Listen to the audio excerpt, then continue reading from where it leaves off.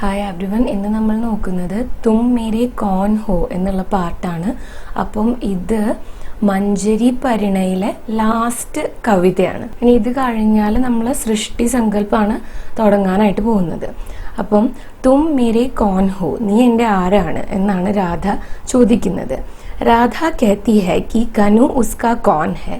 यह बात वह आज तक समझ नहीं पाई. അപ്പം രാധ പറയുന്നത് കനു അവൾക്ക് ആരാണ് എന്ന് അവൾക്ക് ഇതുവരെ മനസ്സിലാക്കാനായിട്ട് പറ്റിയിട്ടില്ല. बार बार उसके खुद के मन ने उसे पूछा है, आग्रह से, विस्मय से और तन्मयता से कि കനു ഉസ്ക കോൺ ഹെ. അപ്പോൾ പലപ്പോഴും രാധയുടെ തന്നെ മനസ്സ് രാധയോട് ചോദിച്ചിട്ടുണ്ട്, ആഗ്രഹത്തോടെ വിസ്മയത്തോടെ ചോദിച്ചിട്ടുണ്ട്, ഈ കനു നിന്റെ ആരാണ് എന്ന്. कई बार उसके सहेलियों ने भी उससे यही प्रश्न पूछा है. कई बार राधा से उसके गुरुजनों ने कठोरता से, अप्रसन्नता से और रोष से पूछा है कि यह कान्ह आखिर तेरा है कौन. അപ്പം ഒരുപാട് തവണ രാധയുടെ സഹേലിയ കൂട്ടുകാരികള് രാധയോട് ചോദിച്ചിട്ടുണ്ട്, ഈ കൃഷ്ണൻ നിന്റെ ആരാണെന്ന്. പല പ്രാവശ്യം രാധയുടെ ഗുരുക്കന്മാര് ദേഷ്യത്തോടെ അപ്രസന്നരായിട്ട് എല്ലാം ചോദിച്ചിട്ടുണ്ട്, ഈ കൃഷ്ണൻ നിന്റെ ആരാണ് എന്ന്. परंतु राधा आज तक कुछ बता नहीं पाई कि सचमुच कनु उसका कौन है. പക്ഷേ ഇന്നേ വരെ രാധയ്ക്ക് ആരോടും കൃത്യമായിട്ടൊരു മറുപടി പറയാനായിട്ട് കഴിഞ്ഞിട്ടില്ല, ഈ കൃഷ്ണൻ തന്റെ ആരാണ് എന്ന്. जब कनु माला गूंथने के लिए कंटीले जाड़ों में चढ़कर राधा के लिए श्वेत रत्नारे करौंदे तोड़कर उसके आंचल में डाल देता था, तो राधा ने अत्यंत सहज प्रीति से गर्दन झटका कर वेणी जुलाते हुए कहा है, कनु ही मेरा एकमात्र अंतरंग सखा है.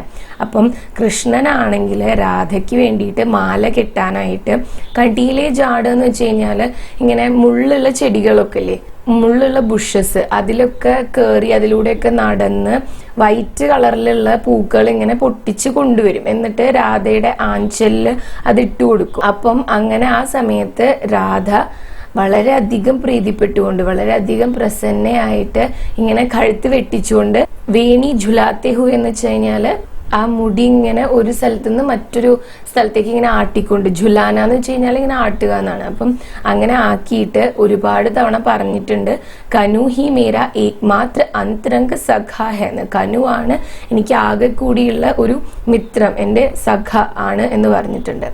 ജബ് ദേവാഗ്നി കെ हहराती हुई लपटों में असहाय खड़ी राधा को साहस पूर्वक कनु ने अपने दोनों हाथों में फूल की थाली सी सहेज कर उठा लिया और लपटें चीर कर बाहर ले आए, तो राधा ने आदर, आभार और प्रगाढ़ स्नेह से भरे भरे स्वर में कहा है, कान मेरा रक्षक है, मेरा ബന്ധു ഹെ, സഹോദർ ഹെ. അപ്പം ഈ കാട്ടില് തീ പടർന്നു പിടിക്കുന്ന സമയത്ത് രാധ ഇങ്ങനെ നിസ്സഹായ അവസ്ഥയിൽ നിൽക്കുമ്പോൾ സാഹസപൂർവം കൃഷ്ണൻ അതിൻ്റെ ഉള്ളിലോട്ട് കയറിയിട്ട് തൻ്റെ രണ്ട് കൈകൾ കൊണ്ട് രാധയെ ഒരു പൂവിൻ്റെ താലി പോലെ പൊക്കിയെടുത്തുകൊണ്ട് വന്ന് ആ തീനെ എല്ലാം ചീർക്കർന്ന് വെച്ച് കഴിഞ്ഞാൽ അതിനെല്ലാം ഭേദിച്ചുകൊണ്ട് രാധയെ പുറത്തോട്ട് കൊണ്ടുവന്നപ്പോൾ രാധ ആദർ, ആഭാർ ഓർ പ്രഗാഡ് സ്നേഹസെ, ഒരുപാട് സ്നേഹം, അതുപോലെ തന്നെ ആദരവ്, ആഭാർ എന്ന് വെച്ച് കഴിഞ്ഞാൽ ഒരു കൃതജ്ഞത, ഒരു നന്ദി, അതോട് കൂടിയിട്ട് വളരെ നിറഞ്ഞ സ്വരത്തിൽ പറഞ്ഞിട്ടുണ്ട്, കാൻഹ മേര രക്ഷക് ഹെ, മേര ബന്ധു ഹെ, സഹോദർ ഹെ. കൃഷ്ണൻ ആരാണ്? എൻ്റെ രക്ഷകനാണ്, എൻ്റെ ബന്ധുവാണ്, എൻ്റെ സഹോദരനാണ് എന്ന് പറഞ്ഞിട്ടുണ്ട്. जब कनु ने वंशी में राधा का नाम भरकर बुलाया है, तो वह मोहित मृगी सी भागती चली जाती थी और कनु उसे अपनी बाहों में कस लेता था. അപ്പം ഇവിടെ ഈ ബുലായ ഹേക്ക് പകരം ബുലാത്ത ഥ എന്നാക്കണതാവും നല്ലത് കേട്ടോ. ഈ ഒരു സെന്റൻസിലെ ജബ് കനു, നേ വേണ്ട, ജബ് കനു വൻഷി മേ രാധാ കാ നാം ഭർക്കർ ബുലാത്ത ഥ എന്നാക്ക കേട്ടോ. तो वह मोहित मृगी सी भागती चली जाती थी. അപ്പം കനു ആണെങ്കിൽ ഈ ഓടക്കുഴലില് രാധയുടെ നാമം വിളിക്കുന്ന സമയത്ത്, ആ ഓടക്കുഴൽ നാദത്തില് രാധയുടെ പേര് വിളിക്കുന്ന സമയത്ത് രാധയാണെങ്കിൽ മോഹിത് മൃഗീ സി എന്ന് വെച്ച് കഴിഞ്ഞാല് മോഹത്തോടെ ഒരു മാൻകുട്ടിയെ പോലെ കൃഷ്ണന്റെ അടുത്തേക്ക് ഓടി ചെല്ലുമായിരുന്നു.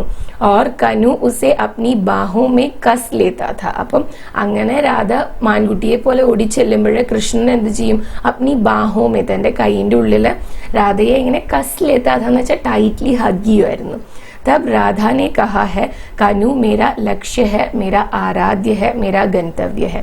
അപ്പോൾ രാധ പറയാറുണ്ട് കൃഷ്ണൻ എൻ്റെ ലക്ഷ്യമാണ്, എൻ്റെ ആരാധ്യനാണ്.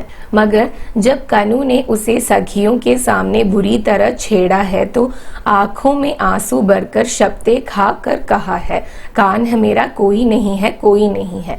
പക്ഷെ ഇതൊക്കെ പറഞ്ഞാലും കൃഷ്ണനെ എത്ര ഭക്തിയോടെയും എത്ര സ്നേഹത്തോടെയാണ് രാധ കണ്ടിരുന്നത് എന്ന് പറഞ്ഞാലും രാധയുടെ കൂട്ടുകാരികളുടെ മുന്നിൽ വെച്ചിട്ട് രാധയെ വളരെയധികം ഇങ്ങനെ കളിയാക്കിക്കൊണ്ടിരിക്കുന്ന സമയത്ത്, ഛേഡ്ന എന്ന് വെച്ച് കഴിഞ്ഞാല് കളിയാക്കുക എന്നാണ്. അപ്പം കളിയാക്കിക്കൊണ്ടിരുന്ന സമയത്ത് കണ്ണില് ആ കണ്ണുനീര് നിറച്ചുകൊണ്ട് ശബ്ദം എടുക്കുന്നത് പോലെ ഒരു 100 വട്ടം പറഞ്ഞിട്ടുണ്ട്, ഒരുപാട് തവണ പറഞ്ഞിട്ടുണ്ട്. കാൻഹ് മേര കോയി നെഹി ഹെ, കോയി നെഹി ഹെ, കൃഷ്ണൻ എന്റെ ആരുമല്ല, ആരുമല്ല എന്ന് ഇതേ രാധ തന്നെ പറഞ്ഞിട്ടുണ്ട്. पर दूसरे ही क्षण जब घनघोर बादल उमड़ आए हैं और घनी वर्षा होने लगी तो राधा ने अपने आंचल में कनु को दुबका लिया था और सहारा देकर उसे गांव की सीमा तक लाई थी.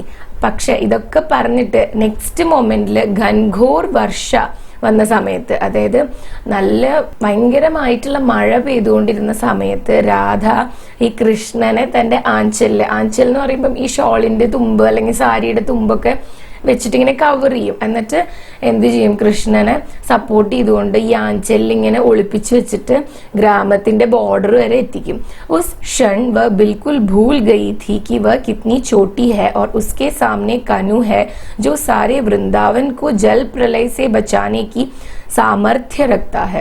ആ ഒരു മൊമെന്റില് രാധ മറന്നുപോയി എന്താണ്, തന്റെ മുന്നിലുള്ളത് കൃഷ്ണനാണ്, ഈ കൃഷ്ണന് മുന്നിൽ താൻ എത്ര ചെറുതാണെന്ന്. കാരണം ഈ വൃന്ദാവൻ എന്ന് പറയുന്ന ഈ ഒരു ഗ്രാമത്തിനെ, എൻറ്റയർ ഗ്രാമത്തിനെ തന്നെ പ്രളയത്തിൽ നിന്ന് പ്രൊട്ടക്ട് ചെയ്യാൻ കഴിവുള്ള, പ്രാപ്തിയുള്ള, അത്രയും സമർത്ഥനായിട്ടുള്ള ഒരാളാണ് കൃഷ്ണൻ എന്ന ആ മൊമെന്റില് രാധ മറന്നുപോയി. पर राधा को लगा था कि वह केवल एक असहाय शिशु है जो उसके आंचल में दुबका हुआ है. जब राधा ने उसकी सखियों को बताया कि कनु का ठंडा माथा उसने अपने वक्ष में रखकर आंचल से पोंछ दिया तो सखियां कुटिलता से हंसने लगी.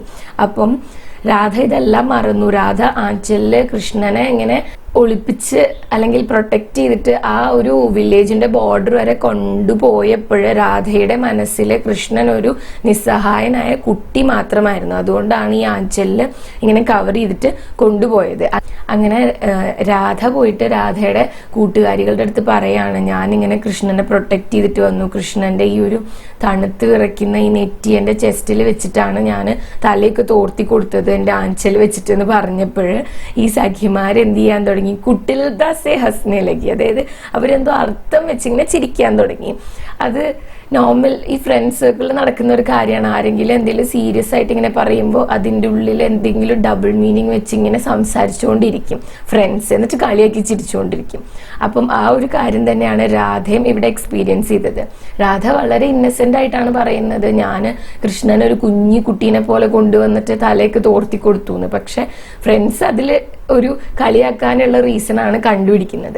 ഇസ്കാ കാരൺ വ ആജ് തക് സമജ് നഹി പായി. അപ്പം എന്തിനാണ് ആ കൂട്ടുകാരികൾ കളിയാക്കി ചിരിച്ചതെന്ന് രാധയ്ക്ക് ഇതുവരെ മനസ്സിലായിട്ടില്ല. लेकिन जब कनु ने तेज से प्रदीप्त होकर इंद्र को ललकारा, कालीय की खोज में विशैली यमुना को मथ डाला, तो राधा को लगा कि उसके अंग अंग से ज्योति फूट पड़ी है. കൃഷ്ണൻ തേജ് സെ പ്രദീപ്ത് ഹോക്കർ, ആ തേജസ്വി ആയിട്ട്, പ്രദീപ്തമായിട്ട് എന്ന് വെച്ച് കഴിഞ്ഞാൽ തേജസ് ഉള്ള അല്ലെങ്കിൽ ജ്വലിക്കുന്ന എന്നൊക്കെയുള്ള മീനിങ് ആണ്.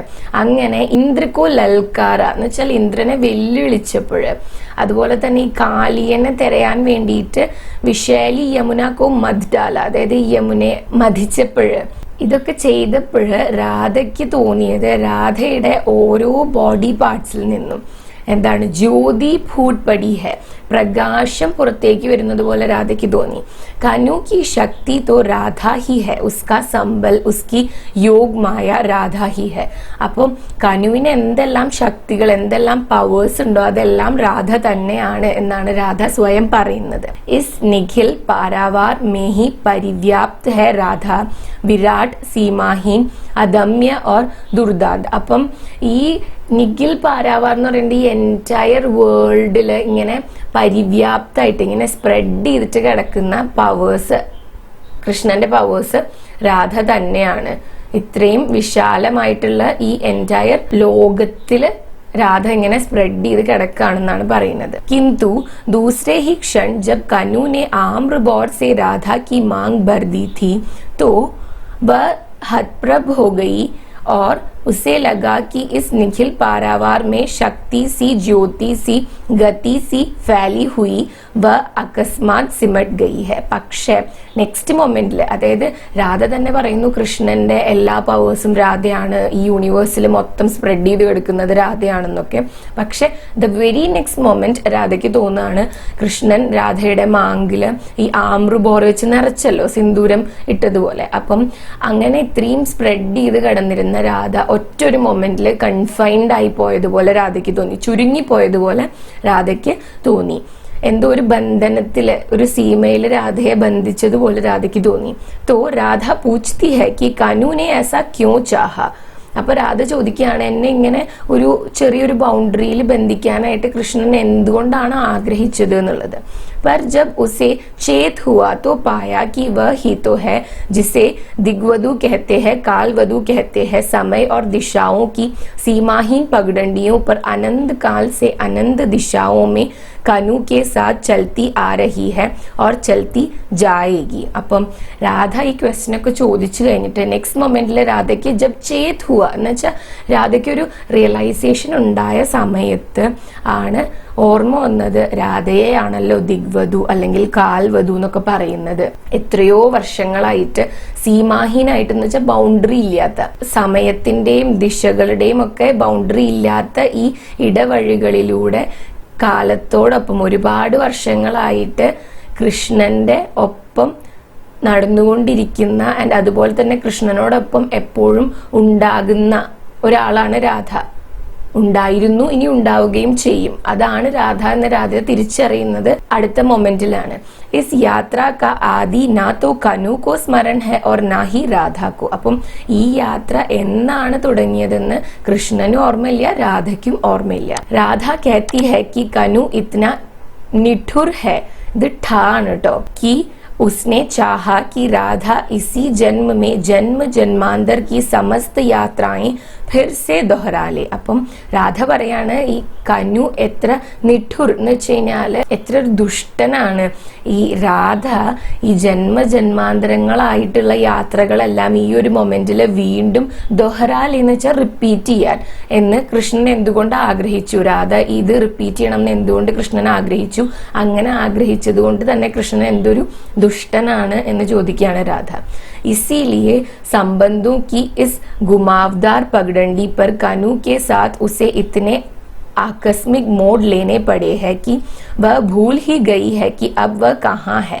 അപ്പം ഇങ്ങനെയുള്ള ഈ റിലേഷൻസിന്റെ ഒരു ഘുമാവ്ദാർ പഗ്ഡണ്ടി എന്ന് വെച്ച് കഴിഞ്ഞാൽ, ഘുമാവ്ദാർ എന്ന് വെച്ചാൽ ഒരുപാട് ട്വിസ്റ്റ് ആൻഡ് ടേൺസ് ഉള്ള ഈ ഇടവഴിയിലൂടെ കൃഷ്ണനോടൊപ്പം ഇത്രയും കാലങ്ങളായിട്ട് നടക്കുമ്പോൾ ഉസേ ഇത്തിനെ ആകസ്മിക് മോഡ് ലേനെ പടേ, അതായത് രാധയ്ക്ക് പെട്ടെന്ന് അൺഎക്സ്പെക്റ്റഡ് ആയിട്ട് തിരിഞ്ഞു പോവേണ്ടതായിട്ട് വന്നിട്ടുണ്ട്. കി വ ഭൂൽ ഗയി ഹെ കി അബ് വ കഹാ ഹെ. അപ്പം അങ്ങനെ ഒരുപാട് ടേണിങ്സിൽ മാറിപ്പോവേണ്ടി വന്നതുകൊണ്ട് രാധ മറന്നുപോയിരിക്കുന്നു ഇപ്പൊ രാധ എവിടെയാണ് എന്നുള്ളത്. കനു രാധ കാ കോൺ ഹെ ഇൻ പ്രശ്നോ കി ബौछार से घबरा कर वह बार बार कनु को शब्दों के फूल भाष में जकड़ना चाहती है. അപ്പം ഈ കൃഷ്ണൻ നിന്റെ ആരാണ് എന്നുള്ള ചോദ്യങ്ങൾ ഒരുപാട് സ്ഥലത്ത് നിന്ന് ഇങ്ങനെ വരുന്നു. പ്രശ്നോക്ക് ഈ ബോച്ചാർ എന്ന് വെച്ചാൽ ക്വസ്റ്റ്യൻസിന്റെ ഒരു പെരുമഴ, അതിൽ നിന്നും രക്ഷപ്പെടാൻ വേണ്ടിയിട്ട് പലപ്പോഴും രാധ വിചാരിക്കാറുണ്ട് കനുവിനെ ശബ്ദോക്ക് ഫൂൽ പാഷ്മേ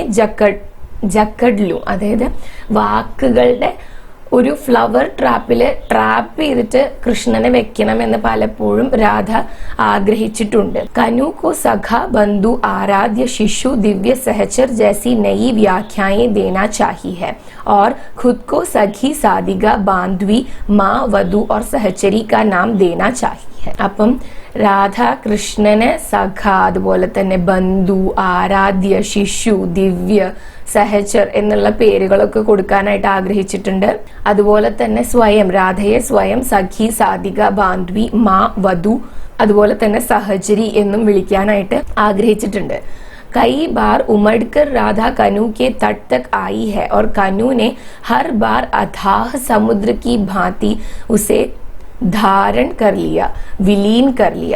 അപ്പം പല പ്രാവശ്യം രാധ കൃഷ്ണന്റെ അടുത്തേക്ക്, കൃഷ്ണനാവുന്ന തട്ടെന്ന് വെച്ച് കഴിഞ്ഞാല് തീരം, ആ തീരത്തേക്ക് വരാനായിട്ട് ശ്രമിച്ചിട്ടുണ്ട്, വന്നിട്ടുമുണ്ട്. പക്ഷെ ഓരോ തവണയും കൃഷ്ണൻ എന്ത് ചെയ്യുന്നു വെച്ച് കഴിഞ്ഞാല് അഥാഹ് സമുദ്ര കി ഭാത്തി, ഇത്രയും ഡീപ്പായിട്ടുള്ള ഇത്രയും വലിയ ഒരു സമുദ്രത്തെ പോലെ, ഭാത്തി എന്ന് വെച്ചാൽ ലൈക്ക് എന്നാണ്, സിമിലർ ടു, പോലെ, ഉസേ ധാരൺ കർ ലിയ, വിലീൻ കർ ലിയ. അപ്പൊ ഈ അഥാഹ സമുദ്രത്തെ പോലെ കൃഷ്ണൻ രാധയെ ധാരണം ചെയ്തു, അതില് വിലീൻ കർദി എന്ന് വെച്ചാൽ അതിൽ ലയിപ്പിച്ചു.